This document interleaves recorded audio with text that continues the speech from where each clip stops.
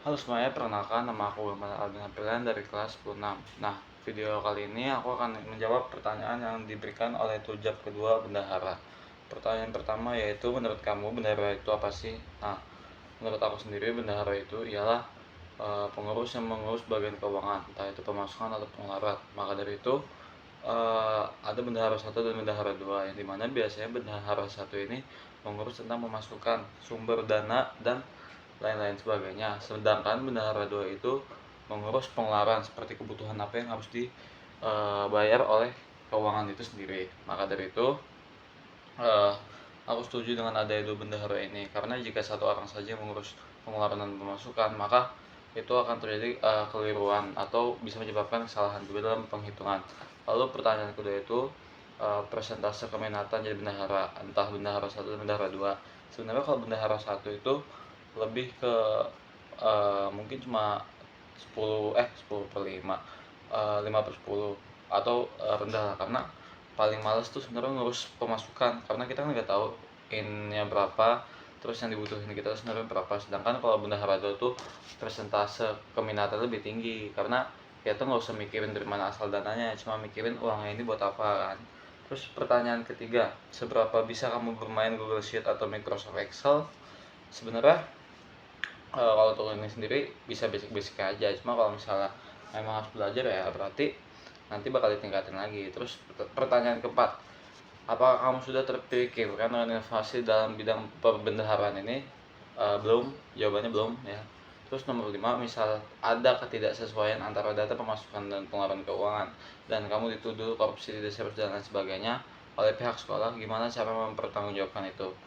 Yang pertama, mencegahnya. Seperti misalnya kalau kita udah nyatet keuangan di sistem yang bakal dilaporkan ke sekolah, tapi kita juga harus nyatet di catatan pribadi kita, agar yang kita input dan yang kita kirim ke sekolah itu tidak keliru. Yang kedua itu, ya kalau kita udah punya pembelaan yang spesifik dan fakta, maka kita bisa aju banding gitu sama sekolah, kenapa kita bisa disalahin itu. Terus yang ketiga, ya kita ngebenerin sistem yang emang udah salah itu, walaupun memang bukan salah kita, tapi mau nggak mau kan yang penting harus jalan dulu nih yang dari sekolah gitu. Lalu lanjut ke pertanyaan bagian 2, apa yang kamu tahu tentang pengawas keuangan MPK yang turun di proker OSIS MPK dan bekerja sama dengan bendahara OSIS atau bidang? Bagaimana cara kamu membangun hubungan dengan bendahara OSIS? Pengawas keuangan MPK itu jadi yang ngawasin kinerja dan melihat apa sih yang dimasukin oleh bendahara bidang atau bendahara OSIS yang melakukan kerjaan tersebut. Nah, terkadang pengawas MPK ini juga ngasih revisian atau evaluasi buat bendaharanya. Nah, kalau buat cara buat kayak tadi apa ditanyakan, kontak itu sebenarnya lebih ke mendekatkan diri sama memahami cara kerja masing-masing aja. Kayak misalnya bendahara MPK tuh pengawasnya tuh tahu gimana cara kerja OSISnya, sehingga dapat memaksimalkan kemampuan dari kinerja bendahara OSIS tersebut. Lalu pertanyaan kedua itu, citra seperti apa yang kamu bangun saat menjabat sebagai bendahara MPK? Ini sih teliti ya, karena kalau bendahara nggak teliti itu kayak ngomong kosong. Nah, habis itu yang ketiga itu, jika posisi kamu sedang menjadi pengawas keuangan di program OSIS, apa yang akan kamu lakukan jika ternyata berpartner dengan bendahara OSIS atau bidang yang kurang aktif, tidak teliti, lalu keras kepala dalam urusan keuangan, yang berakhir menyebabkan sirkulasi keuangan di program tersebut tidak berjalan semestinya? Nah, kalau misalnya tentang ini, yang pasti evaluasi dulu, kita negur gimana kesalahan mereka. Tapi kalau mereka masih keras kepala, mau nggak mau dong kita ambil alih kerjanya, karena kan kita nggak mungkin ngebiarin orang-orang ini tetap kerja sedangkan proker itu hancur. Yang kita utamain dulu, proker dulu jalan. Nah, setelah semuanya jalan, baru kita bikin laporan untuk laporin ke pembina. Karena kalau misalnya udah masalah keras kepala gini, pasti bakal repot kalau kita hadapin sendiri gitu. Soal selanjutnya, kalau misal kamu jadi posisi pengawas MPK di proker OSIS MPK, nah kamu sering banget ya lihat istirahat ada danus dari proker yang berbeda-beda, misalnya perahu, lalu ada danus kelas meeting dan lain-lainnya. Nah, perspektif kamu perihal itu efektif atau enggak? Terus jelasin ya, pokoknya bla bla bla gitulah. Kalau dari aku sendiri sebenarnya kurang efektif, karena kalau dilihat dari menunya sendiri kan pasti ada menu best seller dan sama menu yang kurang disukai kan.